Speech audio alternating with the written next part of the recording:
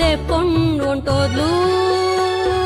ಗಂಡಂಗ್ಯ ಮಸ್ ದುಡ್ಡು ಕೂಡಿಟ್ಟೆ, ಚೀಟಿಗ್ ಹಾಕಿ ಎಲ್ಲ ಕಳ್ಕೊಂಡೆ.